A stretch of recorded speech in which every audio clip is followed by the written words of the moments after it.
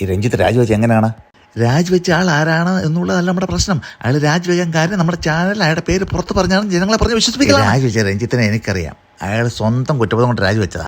എന്റെ അബ്ജോദെ, താനൊരു വെറും മണ്ടനെപ്പോലെ സംസാരിക്കാതെ. സാറിന്റെ കൂടെ ഞാനിങ്ങനെ നമ്മൾ പരസ്പരം തർക്കിച്ച് സമയം പാഴാക്കരുത്. നമുക്ക് പോയി നിൽക്കുന്ന സുവർണാസുരമാണ്. അത് നമ്മൾ പരമാവധി മുതലാക്കണം.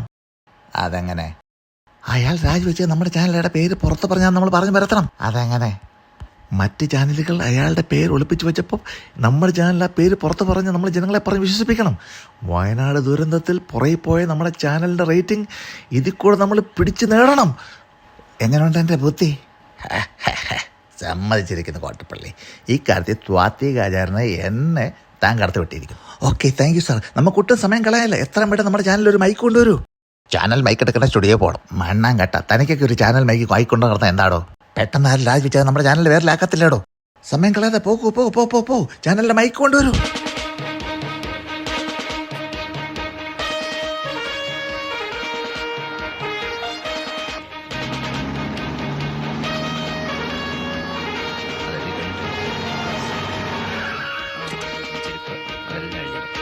ഞങ്ങളുടെ ചാനലിൽ പേര് പുറത്ത് പറഞ്ഞതിൻ്റെ പേര് രാജിവെച്ച് കിടക്കുന്ന കിടപ്പ് കണ്ട ബാലകൃഷ്ണ അല്ല, രഞ്ജിത്ത്. സോറി രഞ്ജിത്ത്.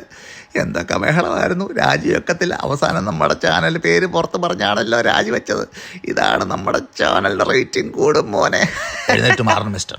എന്താണ് സാർ ഇത്? ഞങ്ങളുടെ ചാനലിൽ ന്യൂസ് പുറത്ത് കൊണ്ടുവന്നത്. അങ്ങനെയല്ലേ ഈ ചെയർമാൻ രാജിവെച്ച് കിടക്കണ കിടപ്പ് കണ്ടോ? ഒറ്റ ചാനൽ ന്യൂസ് കൊടുത്തോ? ഞങ്ങളുടെ ചാനലല്ലേ കൊണ്ടുപോയി ന്യൂസ് കൊടുത്തോ സാർ? എഴുന്നേറ്റ് മാറണം അങ്ങോട്ട്. സൂക്ഷിച്ച് സംസാരിക്കണം. ഭരണപക്ഷ ചാനലിനോടാണ് കളി. എഴുന്നേറ്റ് മാറണം അങ്ങോട്ട്. ഞങ്ങളുടെ ചാനലിൽ ഭരണപക്ഷത്ത് നല്ല പിടിയാണ്. തൻ്റെ തൊപ്പി അന്തരിപ്പിക്കും. തന്നെ രാജിവെപ്പിക്കണോ?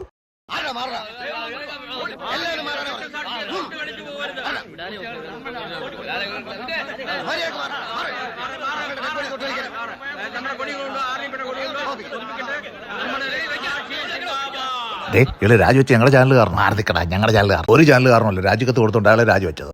ഞങ്ങളുടെ ചാനലാണ് സാർ ആദ്യം ഇയാളുടെ പേര് പുറത്ത് പറഞ്ഞത്. അങ്ങനെയാണ് ഇയാൾ രാജിവെച്ചത്. ഇയാളെ ഞങ്ങളുടെ രക്തസാക്ഷിയാണ്. ചാനലിന്റെ പതാക ഇവിടെ പുറത്തോട്ട് പോടാതെ. ചാനലിന്റെ പതാക ഞങ്ങളുടെ ചാനൽ കാരണം രാജിച്ചു. ഞങ്ങളുടെ ചാനലുകാരോട് രാജിച്ചു.